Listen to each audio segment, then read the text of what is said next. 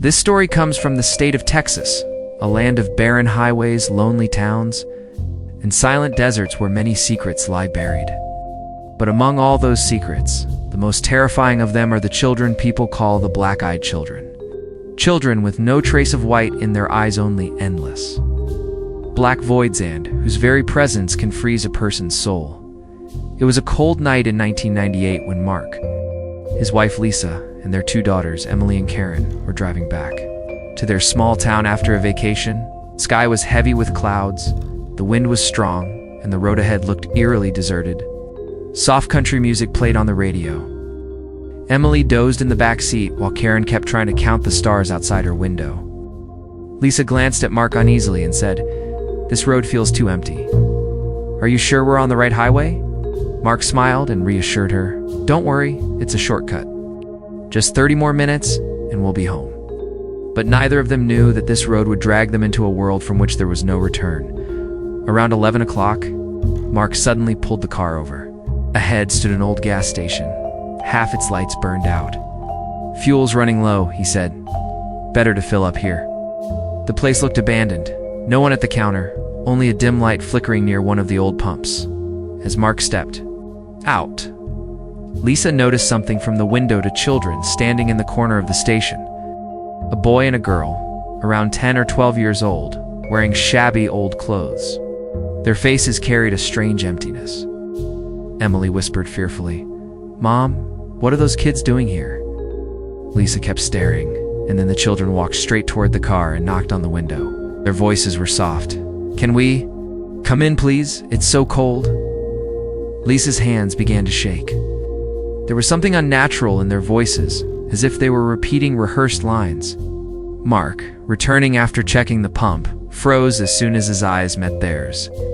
His face drained of color, their eyes had no whites, only pitch-black voids. Heart racing, Mark jumped inside, slammed the doors shut, and locked them. The children kept knocking, their lips moving but their expressions completely blank. Over and over they whispered, "Please let us in. We need help." Emily and Karen clung to their mother, trembling.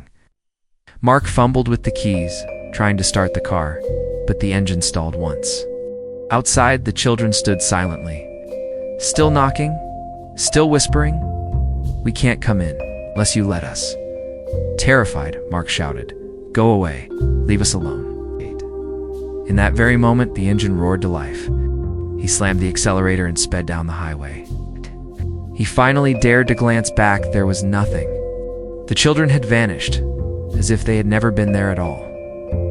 The next day, Mark shared the incident with his friend James, a local newspaper reporter. James listened quietly, then asked, "Mark, have you ever heard of the black-eyed children?" Mark and Lisa exchanged puzzled glances. James pulled out an old file and said, "This tale has been around for 50 years. People say that sometimes, late at night, strange children appear on highways or at people's doors. They ask for permission to come in, and those who let them in are never seen again." Lisa's voice shook as she asked, "What do you mean? Never seen again? Dead?" James replied in a low, grim tone, "Some bodies have been found completely drained of blood, as if something sucked them dry from the inside. But most people just vanish." Mark snapped, "This is nonsense. We just imagined it." But Lisa couldn't shake the memory.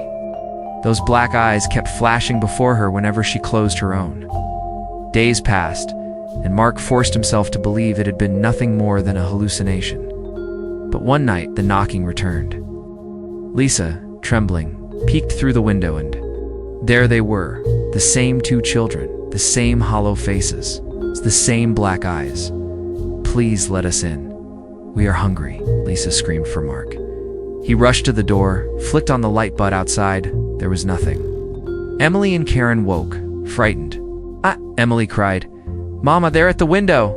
They're watching us!" Mark turned and his heart froze. Pressed against the glass were two pitch-black eyes, glinting in the dark. The next day, Mark went back to James, desperate. After hearing everything, James said gravely, "Mark, these children aren't human. Some say they're creations of the devil. Others think there's something alien. But one thing is certain, they cannot enter unless you Invite them. The moment you say yes, it's over. Mark's voice shook as he asked, "So we're safe, as long as we never let them in?" James looked away, then whispered, "Yes. But they always return, each time closer. It's like they want your soul." That night, as Mark and Lisa tucked their daughters in, the power suddenly went out. The house sank into pitch-black silence, and then came the pounding on the door, then on the windows. From every side, the same chant echoed in chilling unison, "Let us in." "Let us in," Emily whispered, trembling. "Dad." Now they're at the back door too. Mark grabbed a flashlight and rushed toward the kitchen. The beam cut through the dark hand, landed directly on two black eyes staring back at him through the glass. The children were closer than ever now, their faces twisted into faint, unnatural smiles. Mark's lips quivered. Mark's hands were trembling. He flashed his torchlight on those black eyes and immediately staggered back. The children were standing right at the doorway, faint but chilling smiles curling on their lips. Together they spoke in one voice, "We can't come in unless you say yes." Lisa rushed out of the room with the girls, screaming, "Mark, get inside! Don't open the door!" The entire house now echoed with knocks and whispers. The window panes rattled violently, as if invisible hands were pressing against them. Emily and Karen cried out in terror, "Daddy, don't let them in!" Mark gathered his courage, slammed the back door shut, and locked every bolt. But the moment he turned, he felt a breath against his ear, and a whisper, "We will be back." Suddenly, the entire house lit up again. The knocking stopped. Silence returned. All four of them looked at each other as though they had just woken from the same nightmare. Lisa collapsed to the floor, gasping for breath. Mark exhaled deeply and told the girls, "It's over. It's gone." But deep down, he knew it was.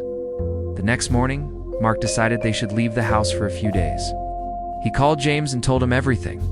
James replied coldly, "Mark, you can run, but they'll appear wherever they want. Better to face them, otherwise they'll haunt you forever." Mark slammed the phone shut in anger, but Lisa whispered, "He's right, they'll find us no matter what." That night, when everyone was asleep, Emily's bedroom window creaked open by itself. Cold wind swept in, tossing the curtains violently. Emily stirred awake and saw the two children standing at the window, the same black void eyes staring at her. Ow. Their voices slithered into her ears. "Come with us. We will keep you safe." Emily's body froze. She couldn't scream, couldn't move. Suddenly, Lisa entered the room and shrieked in horror. She rushed toward the window, but the children were gone. The window was tightly shut, as if it had never opened at all. The next day, Emily fell into a burning fever. Dark circles formed under her eyes. The doctor claimed it was a viral infection, but Lisa knew better. This was no ordinary illness. Emily kept whispering, "Mom, they're calling me. They say I belong to them." Tears streamed down Lisa's cheeks. Mark tried to reassure her, but even his hands wouldn't stop shaking. James returned, this time carrying an old diary written by a woman whose son had vanished with the children. The diary revealed the truth. The black-eyed children were ancient creatures, centuries old. Now, they disguised themselves as innocent kids, tricking people into pity and invitation. But once you said yes, they devoured your soul, leaving behind only a hollow shell. Mark asked desperately, "Is there any way to stop them?" James replied, "Only one. Never give them permission. No matter what they say, never say yes."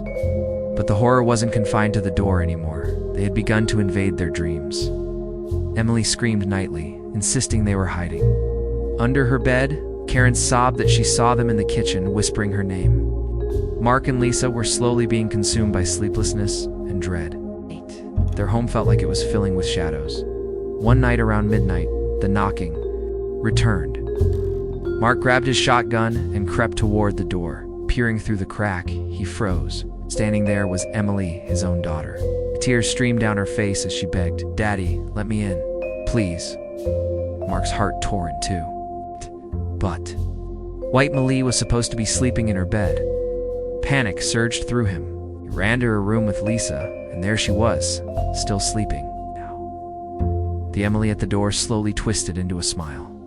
Her eyes were nothing but black voids.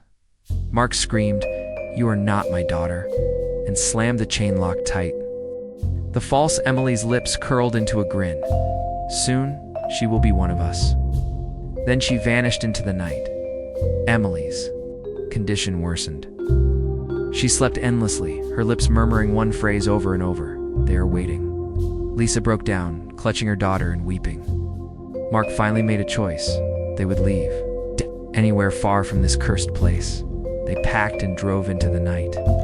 But as fate would have it, the highway led them back to the same gas station where it had all begun. The lights were dead this time. And there, in the shadows before the entrance, stood the two children, waiting.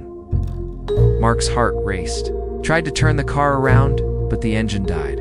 Lisa screamed, "Hold the girls! Lock the doors!" The children approached, whispering, "Once again, we can't come in, unless you let us." Mark's trembling hands fumbled with the ignition. The engine refused to start. The children pressed their pale faces against the glass. In the endless black of their eyes, Mark saw his own reflection. Then Emily stirred awake, her voice weak but clear. "Daddy, let them in. They are my friends now." Lisa screamed. Karen sobbed uncontrollably. And Mark felt the air around them grow still, as though the world itself had stopped breathing. The story plunges into darkness here, as if someone suddenly switched off the light, but this is not the end. No, this is only the beginning, and that is how the story comes to an end. Or perhaps it never truly ends.